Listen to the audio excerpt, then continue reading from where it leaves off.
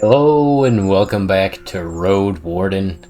Where we last left off, we were left with the left-hand path or the right-hand path to choose for our journey. The right-hand path being the obviously much more dangerous, and the left-hand path being the safe one. Our horse Arthur is peaceful as you stroke its mane. Maybe it can help you choose a path, but you've spent many years together. Happy to go on, it takes a couple steps forward. You spot a few berry shrubs and wild cabbages, but they still need at least 2 weeks to gain maturity. So we're gonna travel. We'll go west, taking the left-hand path. Arthur trots with an ease, unbothered by the few branches covering the beaten road. The bird songs and distant howls draw your attention to the forest, which gets sparser and brighter. You spot boars, roe deer, and saurians. The sight of a nearby wolf pack worries you, but once you push your hips forward and your palfrey enters a canter, the beasts don't even begin in pursuit. Speed alone will protect you from many dangers. You notice a stone tower, taller than the trees. I like the ambience of the birds and stuff. It must be the inn I've heard about. So we've already found the inn here. Stone tower and all.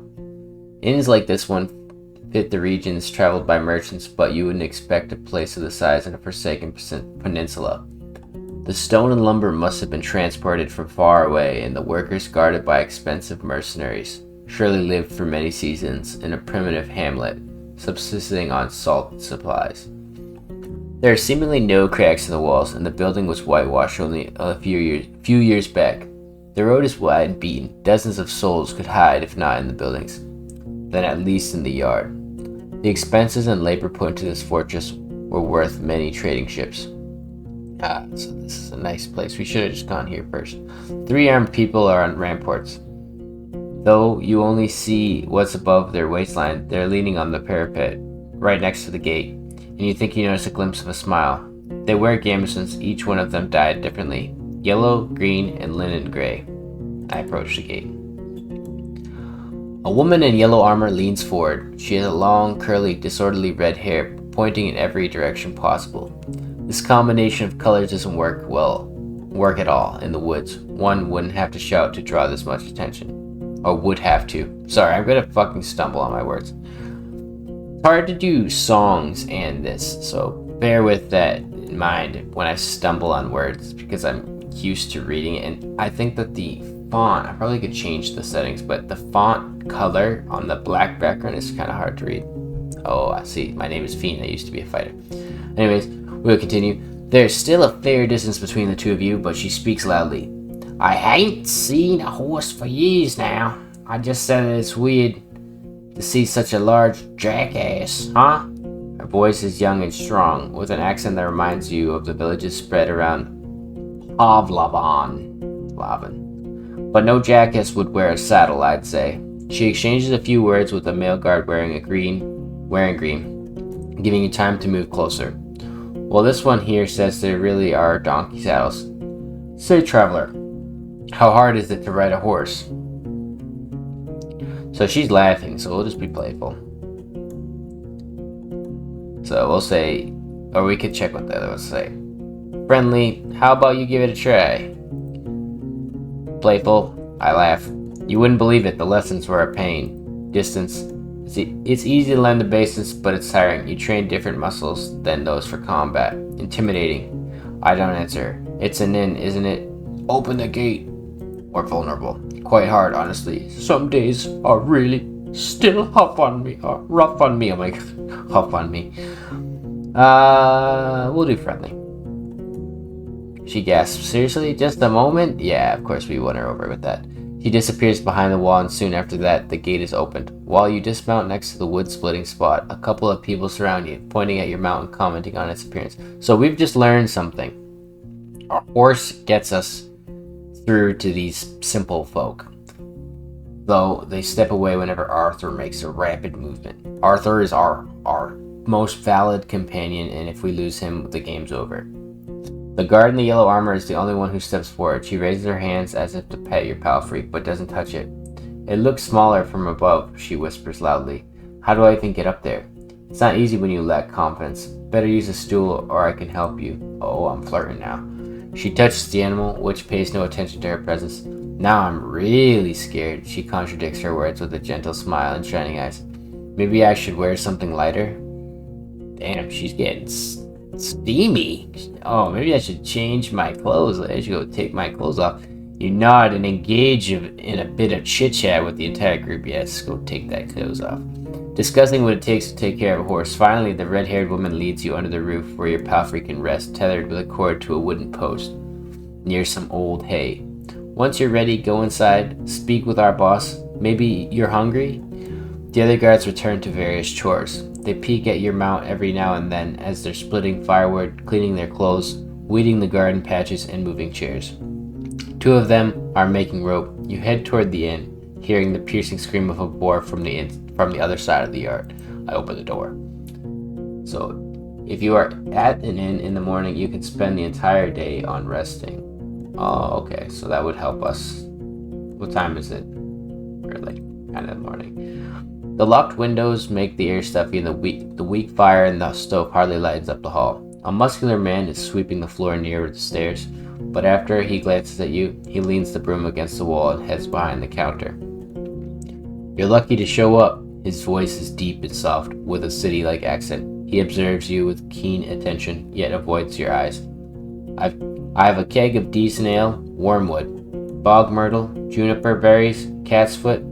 He fills a mug carefully and puts it on the countertop. It's going to spoil soon, today maybe. And we don't drink here before the even? I think he's talking about evening. I hate to see the good stuff going to waste. His skin is dark, almost purple, rare even among the southern tribes, and his hair is naturally bluish. Is he human? His clothes are quite fancy for manual labor. The elegant tunic wouldn't stand out in the city square. Oh, I stand at the counter. The planks let out a creak after every step you make, so you slow down a bit. You could swear that the innkeeper made little to no noise. Here you go. He pushes the mug forward. But just so you know, my pelt of the north doesn't belong to Havlavan. You can sleep on the floor if you wish so, but if you want a bed or a meal, you have to pay. We may have some leftovers from dinner, but I'd need to check. So you be friendly. Thanks for the drink. I see you know how to make friends with a Roadwarden. That's kind of not super friendly. Happy to help. As a Roadwarden, I'm more than capable of taking care of the entire cask if you need me to. I won't stay here long. I introduce myself. Intimidating, I'm not here to pay compliments and to piss in a mug. I'm a Roadwarden and I'm looking for answers. Or, thank you, I'm a Roadwarden, so I'd never refuse a free drink. I don't really want to be supportive. Yeah, I might as well just be a fucking dweeb. He sighs and grabs a wet cloth and starts to wipe down the shelves. From time to time, your conversation is interrupted by splashes of dirty water in a wooden bucket. You're already making me regret this, he speaks slowly, yet audibly. What do you want? Bruh, calm the fuck down. You're the most... What the antisocial fucking bartender are you? Yeah, fuck you. I'm gonna drink the ale. The dark room and the wooden walls of the mug make the liquid look as brown as a chestnut, and the lee and spring hits your nose. And the first sip is even too complex. Oh, I like this. This is what I used to read when I was a child. And I'm used to reading in my head. Too flowery. While the brewer has used fancy ingredients, the exotic licorice ruins the aftertaste. Ruins, yeah, of course. Now you know why there's so much left. Maybe it takes an acquired taste. The innkeeper nods. I was hoping to see someone willing to patrol the roads. Maybe you'll help me with a worrying thought I have, which is... There are brigands in the woods. Our place is a stronghold, so I'm not afraid of an open strike. But they've gotten more active in the last 2 years. One day, they may steal our furs, and I have no doubt they're the reason why the merchants come here only once. Having bandits around gets expensive. He rubs his hands together, camouflaging his paws. I want you to reach Howler's Dell. Northwest from here. It's the largest settlement around. I'm sure you'll get there sooner or later. Ask Thais the mayor about Glacia, the bloodthirsty wolf of a woman. I've heard rumors about a raid in the north. If Glacia is ready to break the truce with the locals, I'm willing to join forces with them to get rid of her band. He looks at the nearby dragon bone. Not too difficult, right? Just do it when you have a chance. A couple of days won't make much of a difference. I'll pay you 2 coins when you get back with the news. He's already kind of butthurt with me, so I don't want to push my luck and ask for 3, so I'll nod and I'll take his little stupid quest. So great. What else do you need? So I can eat for free. What do you have for sale? Do I have anything you'd like? Do I have anything you'd like to buy? I don't really have much. I'm looking for Asterion, the previous Roadwarden. What can you tell me about the peninsula? I didn't expect to find an inn of this size in a place such as this. About Glacia's band, any rumors worth sharing? That is all. I need to go outside. So let's ask him for food. Yes, I feed them to our boar. I won't give them away for nothing. Fuck you. You're asking me to do chores and shit and you're not gonna feed me? He tells you to wait, then leaves the building for a few minutes and returns with a wooden bucket and a long stick ending with a hook.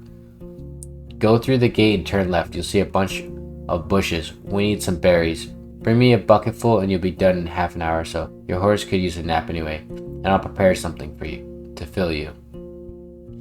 The hook is not made of metal or wood. It's a long, curved claw, almost black. Yeah, this dude wants me to pick berries for half an hour. Yeah, do I look like someone who fucking forages berries? And do I look like someone who cares? I didn't expect a traveler to be afraid of splinters. Now, you're a cockhead. He shrugs and puts the tools away. Fine, but I won't cook just for you. I can sell you some food rations. That's it. You're a fucking douchebag. I want to buy stuff from you. I'm looking for Asterion. He's interesting. Are you now? He goes to the table and invites you to sit down with him. I don't think I'm going to be of much help. He rests his elbow on it. Why did you... On the tabletop, regrets quality to clear his throat. But I do want you to find him, so... When asked about his intentions, he measures his words. Asterion and I made a risky deal. Well, a very promising one. Last time he was here, he took 50 coins, my half of the investment. He knocks on the table with a fist anxiously. If you get my coin, or at least find out what happened to the guy, I'll make sure you won't be disappointed after bringing me the news. So you're willing to give this guy 50 coins and me 2 coins. Could it be that Asterion stole the coins and ran away? Yeah, basically.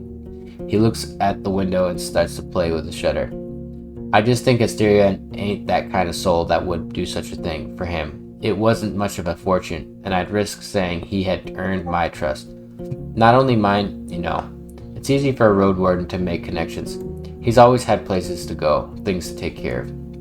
He rubs the table with his thumb, as if trying to clean an invisible stain. I've asked travelers.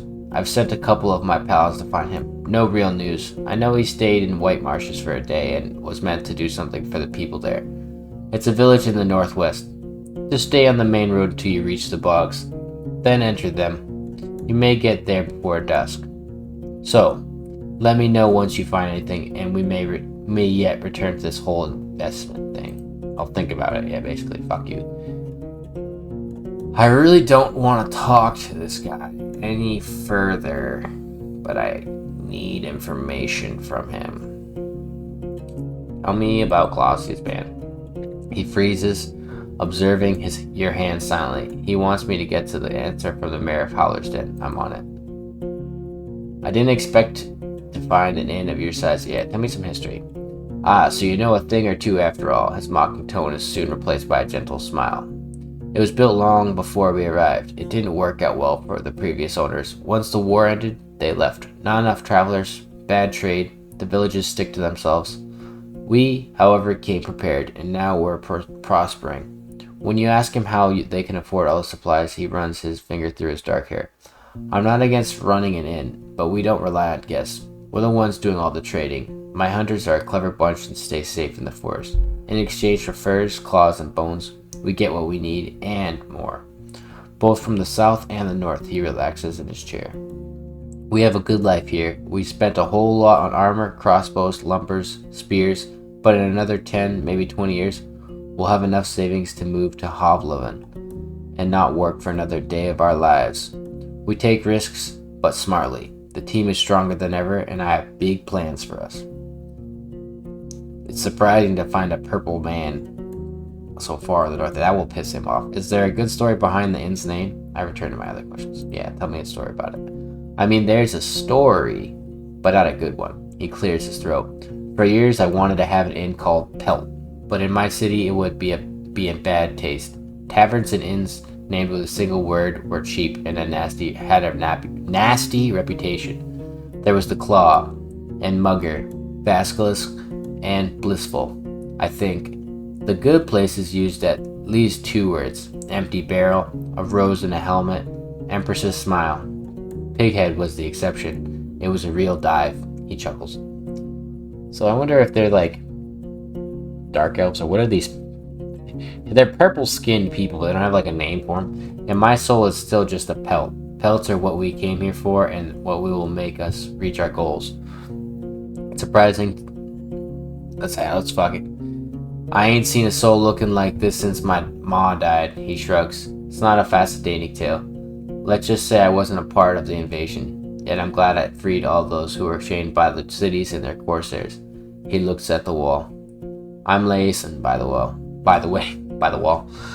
But I rarely hear the name. I return to my other questions. Oh, he's opening up. What can you tell me about the peninsula? What can anyone say? This place doesn't even have a name, unless there's an old book in an archive that no soul knows about. You know what I'd call everything from here to the coast? The hunting ground. He glances at your eyes. But it's not us who hunt. Keep that in heart. But the beasts in all shapes and forms. His words gain confidence slowly, which is strengthened by his deep voice. I've lived in this inn for over 10 years now, and I've only seen a couple of roads, a couple of places. It's just, once you get here, and you see how harsh it is to hit the road, you have only more reasons to stay at the warm stove behind a wall, even if it's suffocating. He looks towards the window. He keeps looking around. Stop looking around. I'm sure you've heard a lot already, that the people don't build hamlets anymore. There are more ibexes from the south, and there are no more. The traders stay for only a few days. All of our iron is used for cauldrons, not swords or tools. What will I find traveling west? Are the eastern roads as rough as I've heard? Have you ever been to the northern coast? I don't want to talk to him anymore. What do you have for sale? I can go and pick up a few things for you, some food for your travels to start with. Apples, nuts, sausage, not too many at once. We need to maintain our supplies. I've got an elk fur I don't need. Its buyer was caught by a pack of red wolves. Nice for a sleeping spot, just as nice for a wall. An almost untouched bowl of soap. Priceless for a traveler. You can't tell if he's being sarcastic. Made of fine oak ash. Strong, though you should have some better supplies before you start your own bathhouse. What are you talking about? After you mention you'd like something more useful on these roads, he looks down. I don't have any blades or armor to spare, but if you pay well, you can take one of our crossbows and a bunch of quarrels. A yew bow, wood cords, and the trigger needs just a little bit of oil. It's as good as you can get without soaking it in magic. Takes a bit of muscle to draw, but even a 16-year-old could handle it. I won't sell it cheap, but I'm ready to give a discount to a helpful ally. Let me take a look at what you have first. So he's got 3 filling meals that won't spoil anytime soon. We have 10 coins. A high class for a valuable commodity. A set of fire arrows for a crossbow. And we have arrow. And an oak-based bomb that burns skin on longer contact. Box of soap. Why would you want something that burns your skin? Well, do I have anything you'd like? Different traders are interested in different goods. They will purchase only some of the things you have to sell, and their offers may vary.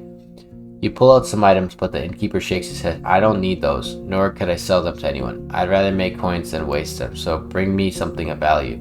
I pack my things up. Alright, well, we're done talking to you. Fuck you. So we already talked to the guy in the inn. I approached the guard. The woman in yellow armor is kneeling next to a brown, hairy boar which is resting on its side. The beast is not as large as the dark ones from the forest. It responds to the touch of a human's hand and brush with grateful grunting and rapid twitches of a hind hoof. No matter how friendly it appears, it's still tethered to the well, and you have no doubts that its charge would leave Arthur dead in a breath. Damn. When the woman notices you, She steps forward, to the boar's disappointment. So, the new Roadwarden, she questions. She points at a window with her chin, forestalling the question. We don't need anything now, but when we travel with our furs, we can use some assistance. She may be around 30, but her warm voice and bright smile are camouflaging the touch of time on her unpowdered face. Like many red-haired people with freckles, her skin is unhealthily pale. That's fucked up. The boar runs up to her, observing your boots and fruitlessly sniffing for food beneath the breeding ground. She pats its back, but maintains her focus. How about a game or two? We'll have a bit of time and you could talk a bit about this or that. Maybe you'll get a couple of coins or lose one. She winks. We could play dice or throw axes at a target. Oh my goodness. That's too much to think about. I think I'm gonna wrap it up for today, as this is quite the game. I know people who probably are watching it are like, why you only fucking get like 2 feet and then you stop talking. It is really hard to fucking narrate for this game, so as I get better with it, I'll keep going longer. But consider 20 minutes, 30 minutes of full narration the best I can do for now. We will decide tomorrow if we're gonna play some dice. Yeah, my dude is actually too tired. Yeah, literally how I feel. Too tired to throw axes for a half an hour. Anyways, I'll see you all in the next one. Goodbye.